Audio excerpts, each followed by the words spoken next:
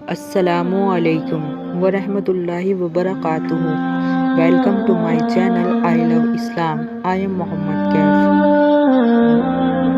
Today topic is Islam میں پردے کا حکم. اے آدم کی اولاد، ہم نے تمہارے لیے لباس پیدا کیا ہے جو تمہارے قابل پردہ بدن کو چھپاتا ہے، اور تقوی کے لباس سب سے بڑھ کر ہیں. اے نبی صلی اللہ علیہ وسلم، اپنی بیویوں اور اپنی بیٹیوں کو اور مومنوں کی عورت کو فرما دیں کہ وہ اپنے اوپر اپنی چادریں ڈال لیا کریں.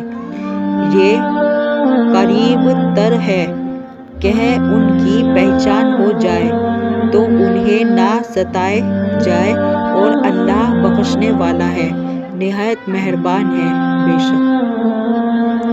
اور جب تم ان نبی صلی اللہ علیہ وسلم کی بیویوں سے کوئی چیز مانگو تو ان سے پردے کے پیچھے سے مانگو.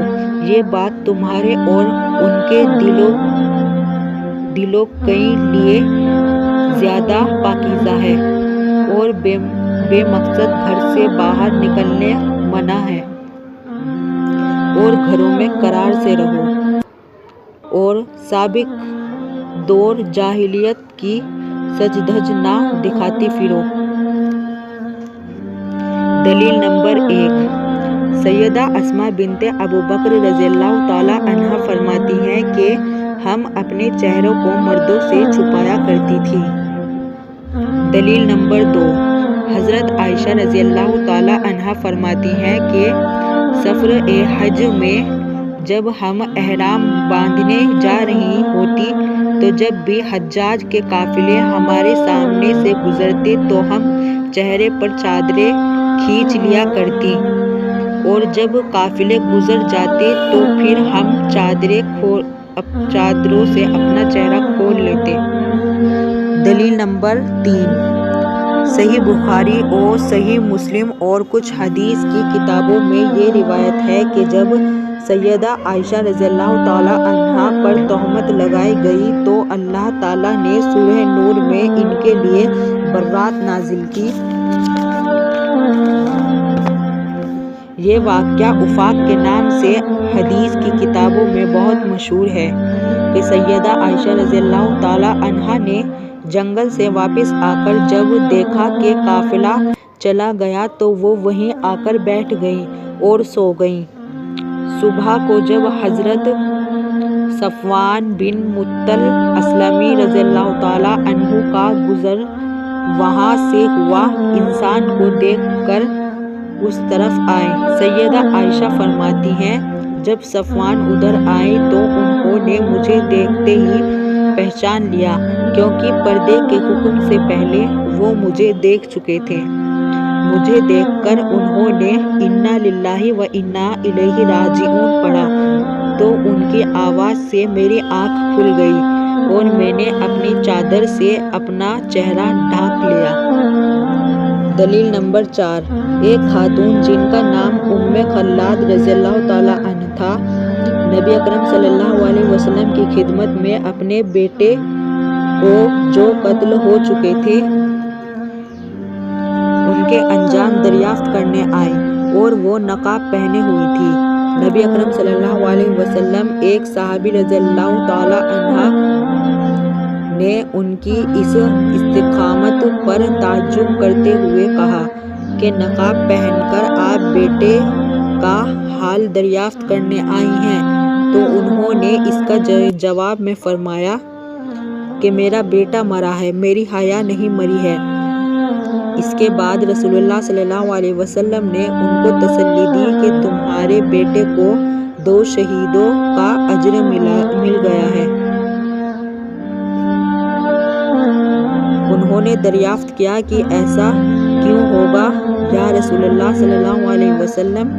آپ نے فرمایا اس لیے کہ اس کو اہل کتاب نے قتل کیا ہے.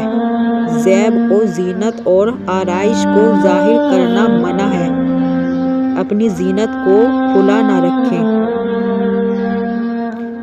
آنکھوں کا پردہ، مرد اور عورت کے لیے آنکھوں کا پردہ لازمی ہے. آپ مسلمان مردوں سے کہہ دیں کہ وہ اپنی نگاہیں نیچی رکھے۔ آپ مسلمان عورتوں سے کہہ دیں کہ وہ اپنی نگاہیں نیچی رکھیں۔ حذیفہ رضی اللہ تعالیٰ عنہ سے روایت ہے کہ نبی صلی اللہ علیہ وسلم نے فرمایا کہ نگاہ ابلیس کے زہر آلود تیروں میں سے ایک تیر ہے، جو اسے میرے خوف سے چھوڑ دے گا، میں اس کو میرے خوف سے ایسا ایمان عطا کروں گا جس کی مٹھاس وہ اپنے دل میں محسوس کرے گا۔ عورتوں کی آواز کا بھی پردہ ہے۔ گفتگو میں ملائمت نہ کرو کہ جس کے دل میں کھوٹ ہے وہ لالچ کرو، بلکہ معقول انداز سے بات کرو۔ عورتوں کا خوشبو لگانا۔ عورت کے لیے خوشبو لگا کر گھر سے باہر نکلنا جائز نہیں۔ جو عورت ایسا کرتی ہے وہ بدکار ہوتی ہے۔ بے پردہ عورت شیطان کا شکار ہے۔ عورت پردے کی چیز ہے۔ جب وہ گھر سے باہر نکلتی ہے تو شیطان اس کی تاکہ جھانکی کرتا رہتا ہے۔ میں اپنی تمام مسلمہ بہنوں سے کہنا چاہوں گا کہ پردے کو اپنی نیک نیت اور خلوص سمجھ کر استعمال کریں، نہ کہ اپنے اوپر ایک پابندی سمجھ کر۔ آج کل بہت ساری مسلمہ بہنیں جو خود پر جبر کر کے پردہ کرتی ہیں، یا ان کے پردے کی وجہ ان کے گھر والے کی سختی ہوتی ہے۔ بے شک گھر والوں کو چاہیے کہ ان کو پردے کا حکم دے، مگر سختی سے نہیں، بلکہ سمجھا کر، دین کی طرف لا کر۔